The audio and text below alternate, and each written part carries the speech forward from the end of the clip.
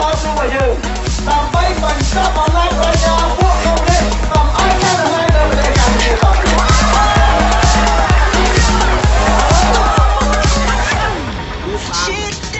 លឺថាគណៈបកប្រជាជនគេគម្រាមគេថាបើយើងសង្គ្រោះជាតិមិនចូលរួមប្រជុំលើកទី1នៃសភាទេគេនឹងយកកៅអីយើងកៅអីតំណាងរាស្ត្រយកទៅចែកគ្នាគេទី1ខ្ញុំសូមបញ្ជាក់ថាច្បាប់ចែងថា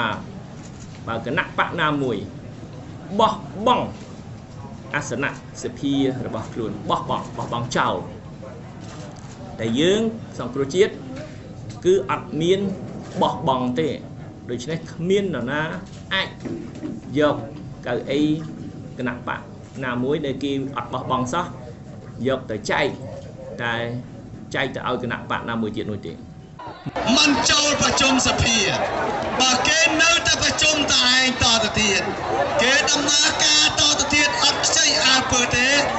យើងអាចនឹងមានមហាបាតកម្មទូទាំងប្រទេសតទៅទៀតសន្ទុះបាតកម្មនេះគឺយើង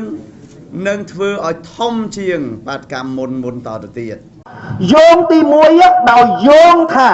មានតែការចរចានៅលើតុមូលទល់មុខគ្នាទេក្នុងន័យនោះគឺអត់មានបាតកម្មអត់មានប្រើហិង្សាអត់មានទៅទីលានប្រជាធិបតេយ្យអីតវ៉ាអីទេគេថាដោយយល់ឃើញថាមានតែការប្រជុំទល់មុខគ្នារវាងអ្នកនយោបាយទេទើបអាចដោះស្រាយវិបត្តិនយោបាយនៅស្រុកខ្មែរយើងបានជាពិសេសគឺវិបត្តិនយោបាយក្រោយការបោះឆ្នោតទៅដូចមកអបកាច់បើឯងយល់ឃើញអញ្ចឹងមិនឯងហៅអញទៅបាតកម្មអាងាប់បើឯងយល់ឃើញថាមានតែតែមួយមានតែការចរចាគ្នានឹងតុមូលរវាងអ្នកនយោបាយទេមិនរឿងបាតកម្មរឿងអីទេមានតែយោងដោយយើងយល់ឃើញតាមានតែការចរចាគ្នារវាងអ្នកនយោបាយទល់មុខគ្នាដោយសន្តិវិធីទេទើបអាចរកដំណោះស្រាយឲ្យខ្មែរបានឃើញទេវាយល់ថាចឹងហើយបើវាយល់ថាចឹងហើយមិនហៅអញទៅបាតកម្មអាងាប់ហើយបងប្អូនពិចារណាមើលអាយោងខ្ញុំថាមើលអាយោងឲ្យក្តៅវាថាដោយយើងយល់ឃើញយ៉ាងច្បាស់ថាមានតែការចរចាទេអង្គុយទល់មុខគ្នាដាក់កៅអីអង្គុយទល់មុខគ្នាទេដែលអាចរកដំណោះស្រាយឲ្យជាតិយើងបានមិនរឿងបាតកម្មទេមើលវាយល់ថាអញ្ចឹងបងប្អូនពិចារណាមើលយោងបងប្អូនមើលលិខិតរបស់វាអាកិច្ចព្រមព្រៀងនោះទាំងពីរបាក់នឹងវាយល់ថាអញ្ចឹងដោយយើងយល់ថា